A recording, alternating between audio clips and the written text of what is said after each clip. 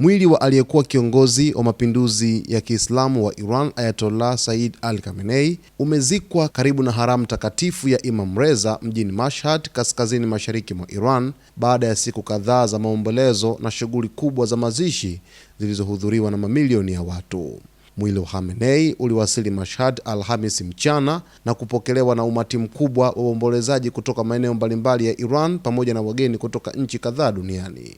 Hafla ya mwisho ya kumwaga ilifanyika katika haramu takatifu ya Imam Reza, ambapo mamilioni ya watu walishiriki kutoa heshima zao za mwisho. Mazishi hayo yalihudhuriwa na viongozi waandamizi wa Iran, akiwemo spika wa bunge Mohammad Bagher Ghalibaf, mkuu wa mahakama Gholam Hussein Mohsen Ejei, aliyekuwa makamu wa rais Mohammad Mokber, pamoja na kiongozi wa sala ya Ijumaa wa Mashhad Ayatollah Said Ahmadi Almaholda. Sala ya mwisho ya mazishi iliongozwa na mwana wa marehemu Ayatollah Said Mustafa Khamenei kabla ya mwili wake kuzikwa katika ukumbi wa Dar al-Dhikri Lawak ndani ya haramu ya Imam Reza. Kabla ya kuwasili Mashhad, mwili wa Khamenei ulipitishwa nchini Iraki, ambako ulifanyiwa maandamano makubwa ya kuaga.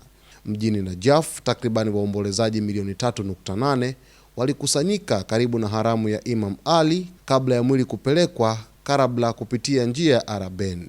Shughuli hizo zilifuatia maombolezo makubwa yaliyofanyika Tehran na Qom, ambako mamilioni ya wa Iran walitoa heshima zao za mwisho kabla ya mwili kupelekwa Iraq kwa ombi la wanazuoni wa dini wa nchi hiyo. Kwa mujibu wa taarifa hiyo, Ayatollah Ali Khamenei aliuawa katika shambulio la pamoja la Marekani na Israel dhidi ya Teherani tarehe 28 Februari 2026, mwanzoni mwa vita vilivyodumu kwa takribani siku 40 dhidi ya Iran.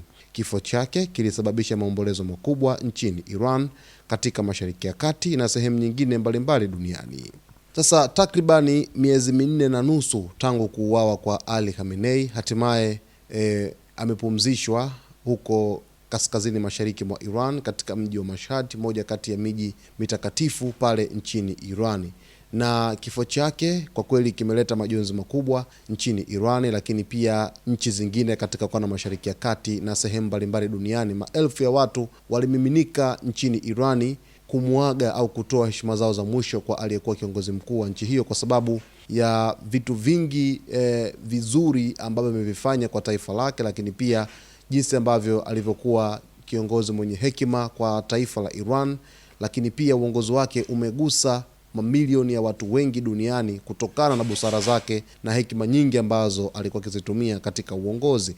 Anachukuliwa kama ni miongoni mwa viongozi shujaa kwa kutokea nchini Irani kwa sababu ya upendo wake, lakini hekima ya kuliongoza taifa hilo la Jamhuri ya Kiislamu ya Irani tangu mwaka 1989 alipochaguliwa kuwa kiongozi mkuu wa Irani. Basi kwa taarifa zaidi endelea kuungana nasi wakati wote kwa kusubscribe channel yetu, kulike, kucomment pamoja na kushare.